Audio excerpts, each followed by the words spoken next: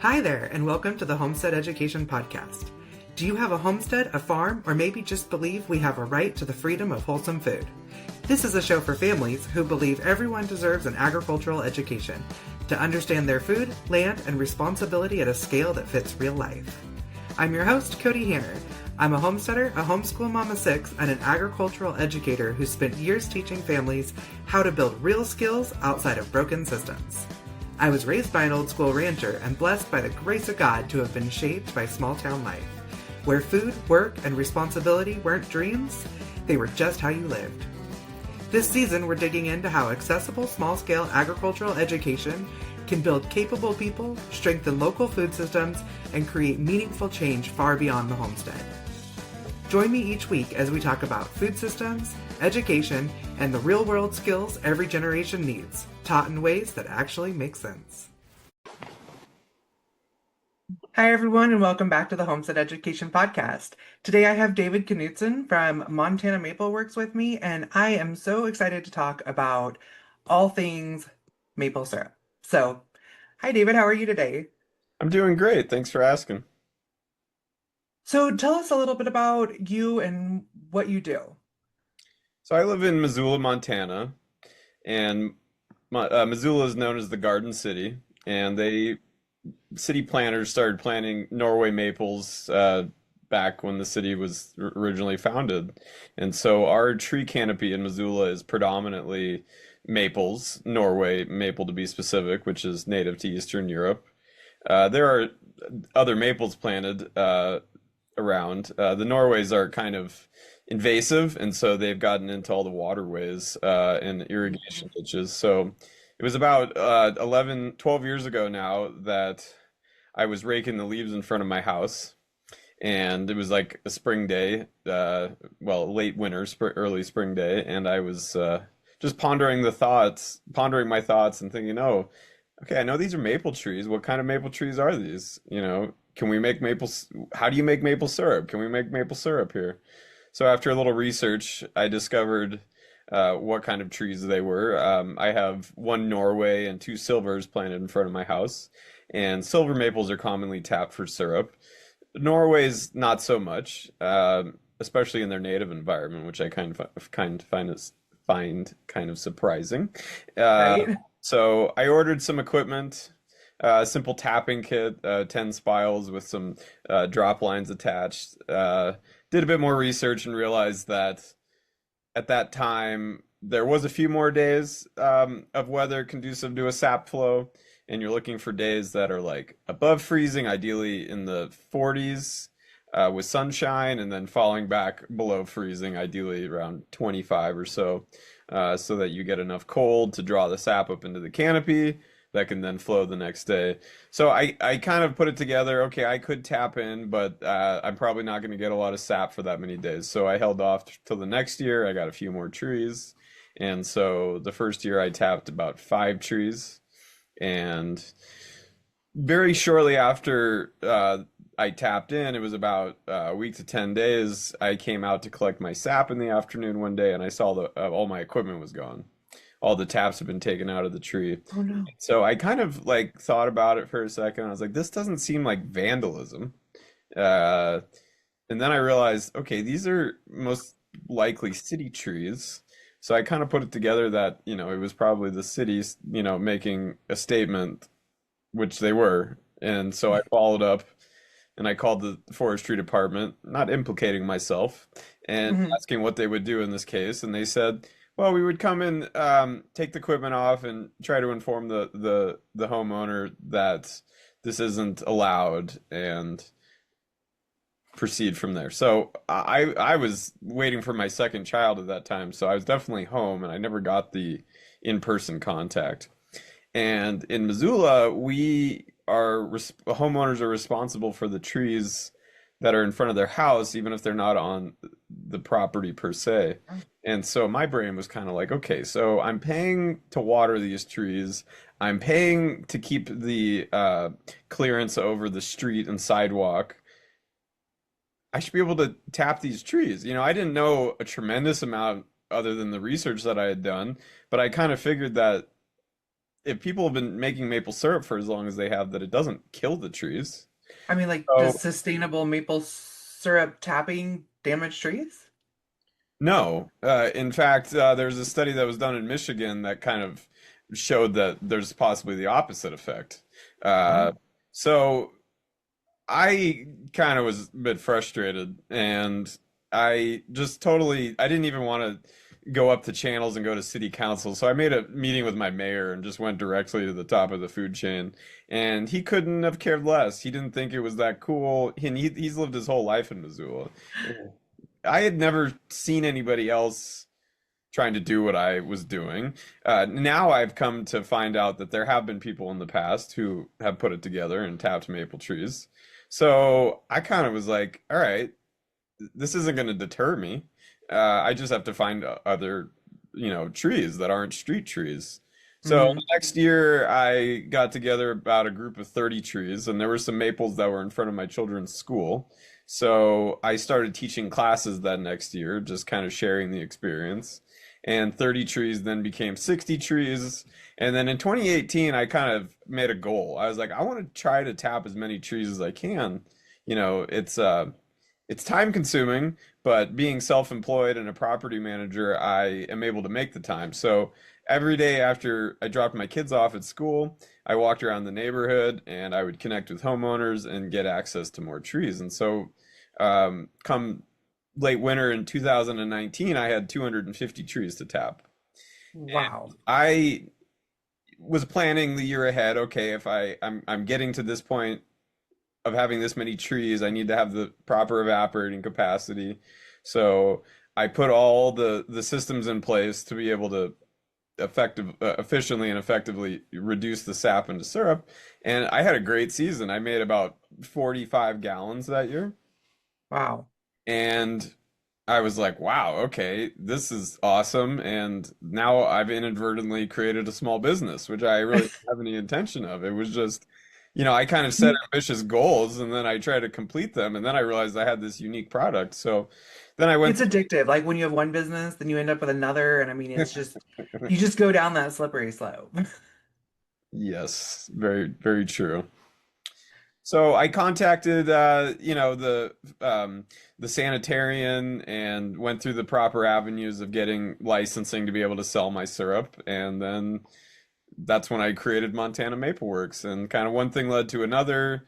The next year, I tapped the same amount of trees, and then that year we had a terrible windstorm, and I had a tree fall down in my yard, and it became more clear to me through dealing with that process that the property lines in Missoula are not quite cut and dry. And so I had the whole arborist department in my yard looking at where the tree was and had fallen and deciding who assumed responsibility for it. At least where I live, if the tree's 55%, so if it's on the property line, but 55% on the homeowner's side, then they're deemed responsible for it. And so they determined, okay, this tree is more on their property. So they cut the top of the tree that was in the right of way and then left the rest for me to deal with. And at the same time, the head forester came up to me and said, "You're David Knudson. Are you the one who's responsible for tapping all the trees around town?" And I couldn't say no. I was like, "Yeah." She's like, "Okay. We don't really necessarily have a problem per se with you tapping trees, but a lot of them are on the public right of way, and you're going to be receiving a cease and desist letter." And I was just like, "Holy my gosh, like way to make a huge deal out of this." Uh, Right? so and it was like, right, too many trees, and the homeowners weren't responsible, and so they didn't just take the equipment off. Thankfully, it came right at the end of the season, and so I was able to finish the sap collection and then untap all the trees right on the last day. And but then that made me have to shift gears because then I had to make sure using I use Onyx, but you could use any kind of Hmm. cadastral or property map kind of app to then I had to determine that the tree was on a private property. And so I lost a significant amount of trees that I had tapped that year. So there's just been kind of an evolution in the process. And then that next year, I was approached by Utah State University. They got a USDA grant to study the feasibility of a maple syrup industry in the Intermountain West. And I had previously connected with the kind of head expert maple syrup sugar maker back east, and he said to the professor at Utah State, "Oh, you got to get in contact with David." So very quickly got tied in with that as kind of the local expert, and now last year I tapped about 400 trees. This year has been really kind of an anomaly in terms of weather patterns, and so I haven't. The sap has been flowing, but not really consistently, so I haven't tapped in yet. Um, but I've taught classes over in Idaho and Western Montana, and then over in Eastern Montana. I taught down in Oklahoma last year, so Oh, wow. the grant's really given me an opportunity to travel around and share my expertise. So, That's great. I know we got some of your equipment and it is proudly sitting in my kitchen and hasn't anything done with it yet. Um, so tell us a little bit about like what kind of trees you can tap. so any tree in the Acer family, so any maple tree will give you a sweet sap. Every tree has kind of a different personality. They have different sugar levels. They have different flavor profiles.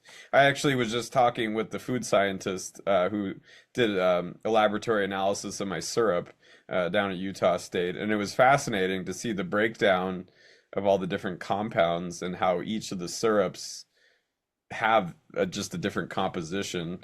They're a different color, a different flavor, a different consistency. Like I was really surprised in trying your syrups. Yeah, different acid level.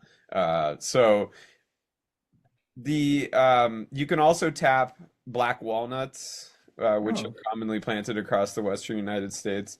They flow, their sap flows at the same time as the maples. Uh, the one thing that makes tapping black walnuts trickier is they have a high pectin content in the sap.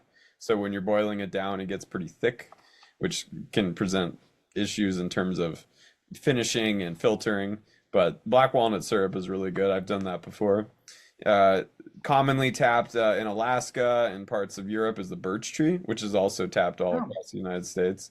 That has a kind of a different process. The birch trees flow with like what's referred to as root pressure, and that comes Hmm. after the maple season. So once the daytime temperatures are solidly above freezing is generally when the birch trees flow. The Interesting. I was really surprised. Um, we'd always smoked wood or, smoked our meat with a hardwood, and it's really hard to find a good hardwood up here.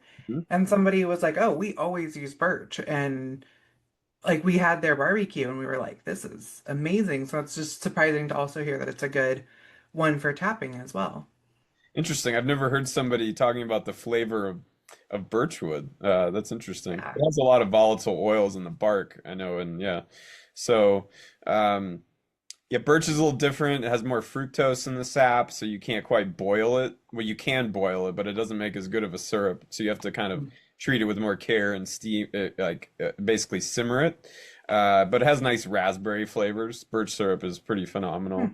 Hmm. In the Midwestern part of the United States, you can commonly tap sycamores, uh, hickory trees less so. Most often, when people talk about hickory syrup, it's a sugar, it's like a cane sugar based syrup that has hickory bark added, but the tree will Mm. also provide a sweet sap. And then there's a number of other trees. Beech will give you a sap that the head sugar maker for the grant produces a beech syrup back east. I've heard a guy talk about yellowwood providing sweet sap. So there are a number of different trees, and people always kind of comment like, well, every tree has sap. And so it is possible that there are many other trees that haven't been experimented with. The problem with that is that maple trees have a pressure that just pushes it out that most other trees don't. So you could experiment with other trees if you were to install a vacuum system, but that's kind of a big endeavor. And so you'd really have to put a lot of money into through a grant or just Mm. experimenting to be able to see the feasibility there. So how do you tap a tree? Like, what do you need? How does it work? Process. It's really simple. You just need a drill and a clean drill bit, and a tap, spile, spout, spike, has a lot of different names, which are all really easy to come by on the internet. And you simply just look for that correct weather pattern. You drill an inch and a half, 2 inches into the tree, and you just set the tap into the tree with a hammer. And it can be, there's varying kind of collection containers. Traditionally, people would hang a bucket on the tree with a lid, and that's the equipment that I gave you. That's kind of commonly used. What I use for my system is called a sap sack. So it's a metal hanger that actually has a plastic bag on it, and it works nicely for me because it's fairly wind resistant. It Mm. holds a larger capacity of sap, and you can see through it. So I can see my sap levels in my bags from afar. People also will use just ordinary buckets, 5 gallon buckets or 3 gallon buckets. You can get those easily from bakeries, grocery stores, or whatnot. And you just put in a tap that has little barbs on it, and you connect a tube from the spile to the bucket. So Okay. and when a lot of people start off, they use like gallon jugs or whatever they have, but you quickly find out that some trees give you a lot of sap. On a heavy flow day, as it's kind of referred to, some trees can give you upwards of 4 to 5 gallons of sap. So you kind Oh, of wow. got to be prepared for those days when everything lines up. So you keep saying like when the weather is right, but that sounds kind of like both fall and spring or just one time a year. Yeah, no, you're right. You can tap in the fall, but generally you don't get as much sap volume, as well as the sap is not as sweet as it is in the spring. But considering where we are in our region of the United States, there's a lot of people in the far western part of the Northwest that tap big leaf maples, and Hmm. they kind of treat the weather pattern in a different way than most of the rest of the sugaring world, where we're looking for a warm up. They're kind of looking for a cold spell, because if it gets cold, then they know the sap will run. So I've heard kind of different ways that people tap trees in Washington and Oregon. If you're on a tubing system, you can keep that same tree tapped and keep it under vacuum, which prevents the tree from sealing the hole, the wound. Or you can kind of tap different groups of trees throughout the, winter and spring when you get those freeze thaw patterns. So, All right. So you were saying that, some trees can put out 5 gallons of sap a day, but what does that translate to finished product syrup? so the internet will give you a rough average of 40 to 1, and that's commonly true, but it also depends on where your trees are. So if a tree So you is need 40 gallons of sap to make 1 gallon of syrup? correct, yeah. And And people are always like, "Oh my gosh, that's so much." But I mean, think about how much syrup you actually buy and use in a year. A gallon is a lot. So, Yeah. you know, um, but if a tree is growing in a forest, that's referred to as growing in a closed canopy. And so the tree is essentially has less leaf and is able to make less sugars than, say, a yard tree that has an open canopy. So Okay. yard trees with open canopies, more on a south-facing exposure, tend to have a higher sugar concentration. S- Um, and so it boils down to about 2% sugar gives you about 35-40 to 1 ratio. Whereas if you have a sugar maple that gives you like 4% sugar, that's, somewhere in the neighborhood of 20 to 25 gallons to 1. A lot of the trees that I tap are closer to like 1.5%, so that's more like 60 to 1. The Oh, box wow. elders that I tap are closer to 1%, and so that's about an 80 to 1 ratio. So if you have a flow of multiple days, so how many gallons would you get out of one tree in a season? Like if we were talking like a good one. Oh, well, every season is different. Some Hmm. some seasons you have a really um, continuous heavy flow. Other seasons it kind of, ebbs and flows, if you have cloud cover, the sap's not going to flow as much. But, I've had some trees that have given me, you know, 60 gallons or more in a season. That's pretty rare though. Most trees are pretty average. Maybe will give you 2 gallons on a big flow day, so you're looking at more like maybe maximum of 20 gallons per tree. I mean, that's, 'cause I'm like sitting here thinking for myself, like we have like one really good maple and then a couple other little small ones on the property. So that like probably could get us a gallon of maple syrup a year. Yeah, it's interesting because there's kind of a mystery behind maple syrup. We know a lot about it, but we also don't really understand why some trees produce more than others. When I find a new tree and I'm like, this is amazing, this tree's in great health, it's getting adequate water, this should give me a lot of sap. Sometimes you tap it and it doesn't give you hardly anything.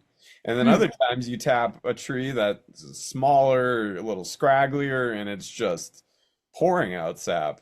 So it's really hard to find like a consistency in when a tree is going to be a good producer or not. So Huh. That's every year interesting. I try to tap more in different trees so that I can kind of cull out the ones that aren't as productive and keep tapping the ones that are more productive. That makes a lot of sense. So I had a question in my head and it just went Mhm. right out. Um, so why hasn't tapping trees in the Pacific Northwest been as much of a thing as it is on the East Coast? Well, for one thing, we don't have a tremendous um, amount of native maples. There are box elders grow in every state in the contiguous United States, and in the kind of northwest region of Montana and northern Idaho, there are a lot of Rocky Mountain maples, but they generally don't get to the minimum size, which is about 10 inches. Some sugar producers will tap smaller, but 10 inches is generally the smallest size tree that you want to tap. So I think that's most of it. People commonly think that that syrup only can come from a sugar maple. People ask me that all the time. Oh, we have sugar maples around here? And I'm like, well, not really, but any maple tree will give you sweet sap. Sugar maples are just kind of the king because they have the sweetest sap. And I hate to say it, but honestly, I don't think it makes the best syrup. As you've tasted, I mean, the Norway Yeah. maple syrup is spectacular. It has a Like the layer of flavors that was happening. Like it was sweet, but it was rich and like kind of smoky. But I mean, I loved it. just very much more dynamic in flavor. And so, But I also think everybody's really accustomed to brown corn syrup in the stores. yeah, that is one thing I went over with the food scientists yesterday. There people really like sweet and they don't necessarily like a lot of complex flavors. Even though in the blind taste test that was done with my syrup, the Norway was the preferred syrup. Um, Hmm. there's just a lot of properties that give it a kind of caramel, nutty like flavor to it. So, I think it's just kind of it's a culturally important thing in Canada and the Northeast and the Upper Midwest where there, are na a lot of native maple trees, and it's Hmm. just kind of out of context to some extent here. But anywhere where you have maple trees and you have a cold climate, you can make maple syrup. So. I, I I love that. I mean, we've talked a lot in like in our family and then kind of like I met you at a homestead event, so I mean that kind of that homestead conversation is people want to learn skills and whether that means they're going to be tapping maple syrup, maple trees every year, or if they just want to learn it, so if they ever need to have it, it's there. And I think that that's one for me. I look at the things that we can't generally provide for ourselves, and sugar kind of falls into that window. Is it, we're not going to be growing cane sugar up here. not everyone can have bees. And if things were to go down tomorrow and I don't have my bees set up, then maples are something that, or the fact that you can really tap any tree, they're there. And if you don't have the special equipment, there's ways. Yeah. And a lot of people, like in Alaska, they don't actually tap the tree. If you prune a branch off of a maple or a birch, the sap will flow. And so Hmm. it's a great way also in the wilderness to be able to get a clean source of water. Obviously depending on the season, Hmm. you can drink the sap straight out of the tree. It has 40 plus bioactive compounds, a little sugar. So it's pretty sustaining. Yeah, I mean, if you're out in the woods, that's like water and you're getting like sugar and electrolytes and a Mm. little energy boost. That's pretty awesome. Um, so how do you boil down the sap? Yeah, I mean, it's I really mean, I'm sure there's just boil, but yeah. It's really as simple as just taking the sap and boiling it. So you're taking it out of the tree, let's say an average of 2%, and then you just continue to reduce it until it's about between 66 and 67.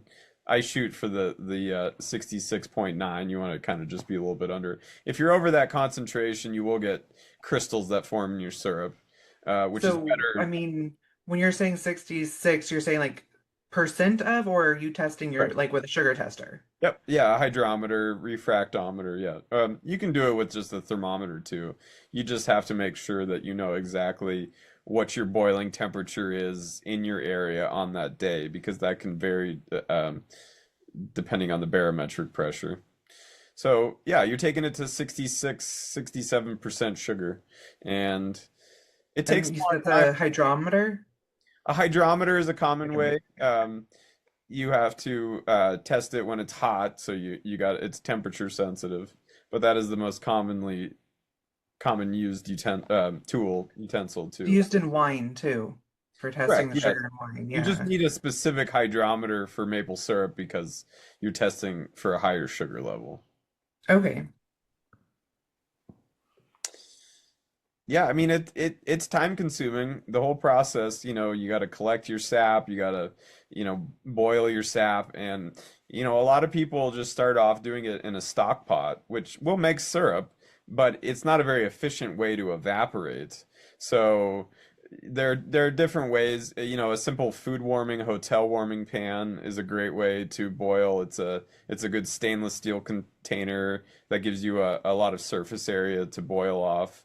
The tall walls of a stock pot, as it reduces down, catch the condensation, and so you kind of get this drip back into the pan. So, uh, yeah, and for a lot of people for that do it as a hobby, they'll collect their sap over a week and then boil it on the weekend, which as long as you can keep it relatively cool, it's acceptable. You got to kind of treat maple sap like milk. It's fairly Okay. perishable, and you got a lot of microbes that are that get into the sap, and so that's all eating at your sugars. So the sooner you can make syrup from your sap, the more you'll make and the better quality. So one of those like hotel heater things, does it have a way to dispel the condensation? Well, it just has short enough walls that it generally Oh. doesn't collect. It just evaporates out of the pan. Oh, okay. I get what you're saying with that. So even like maybe an electric skillet that goes down to a low enough temperature or something? Yeah, you just have to have tall enough walls because you want to maintain like about Well, a mine's like that's like I don't know. For people that are listening, it's like 3 inches deep. yeah, could work. You want to maintain about a 2-inch boil, and so when Okay. you have that thing rapidly boiling, you probably will get a little bit that's splashing out the sides, but yeah, that could work. Yeah. All right. So with this grant that you have, how can people find out about when you're teaching or learn to do that themselves? I usually connect with the extension agencies. The last 2 years I've done a class in Sandpoint that's been well attended. I did I another one believe that. in Priest River. Uh, there was a good group of people there. Uh, that's kind of the extent, in Idaho.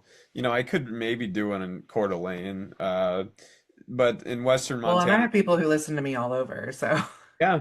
I've done a class in Kalispell in Western Montana, and then I did one this year in Thompson Falls. So what I've been trying to do is mix it up and try to get to different areas every year. But there is something about returning and kind of getting people excited so that they come back and tell other people about it. But uh, yeah, and then they can ask specific questions to themselves and their own processes. That's awesome. And then do you sell your syrup? I do. I will say that my license is face-to-face transactions. Okay. I'll just leave it at that. But Yeah. I can from time to time, send it to people as a gift. Yeah. It's good. So I mean that Norway was we really enjoyed that and we were like immediately like we need to figure out how to tap our own and but I mean we're just now getting into tapping season, right?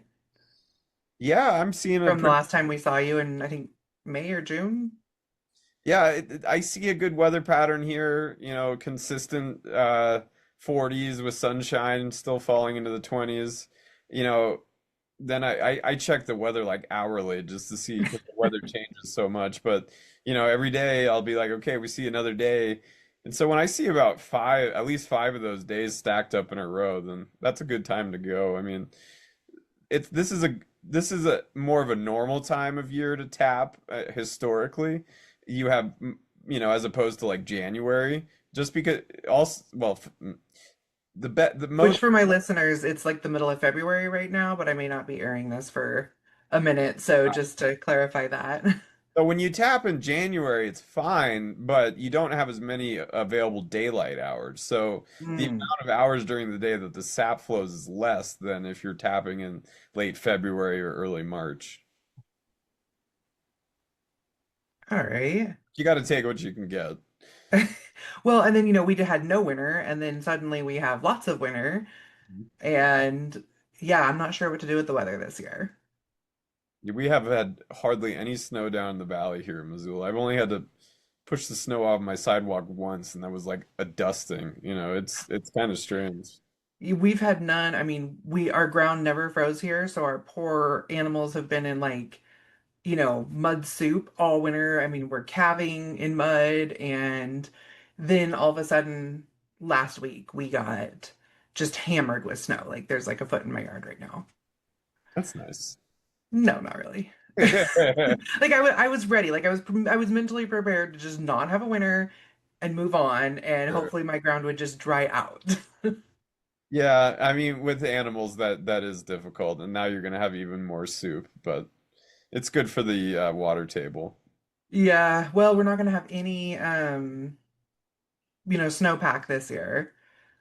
And we have like the glacial silt here, so when it turns to mud, it's like quicksand. Like Okay. it can literally pull our muck boots off as we're walking through it. Yeah. Yeah, it's gross. But well, I really appreciate you coming on today. And sharing your knowledge because I think this is something that it's one of those eye openers for so many people that we don't have to just always buy our sugars from the store or, however we get them because they can literally be in our backyards. Yeah. And it really gives you an interesting taste of where you are. They talk about terroir and wine, and it's similar Hmm. to honey in terms of the flowers, but I mean, you're actually like getting sugar from, the sun and the tree and the ground and everything, all the inputs just, give them a different flavor profile. And it's unique and it's just another resource that's available almost anywhere. That's awesome. So, do you have like a website or anything you want to share with anyone or MontanaMapleworks.com. all right. So, yeah, if you guys want to learn more from him, that's where you can go. And I really appreciate you coming on today. Absolutely. Yeah. Feel free. Anybody who wants to connect with me has questions, is curious where to get equipment, I'm always uh, I'm always there to, share my expertise. I love connecting with people. So Wonderful. Thank you. absolutely, Kody. Good talking to you. If this episode helped you think differently about food, education, or responsibility, make sure you're following the show. Listen all the way to the end each week, and don't forget to leave a review. Agricultural education matters, and it belongs in homes and communities, not just institutions. I'm Kody Hanner, and this is the Homestead Education. Keep growing.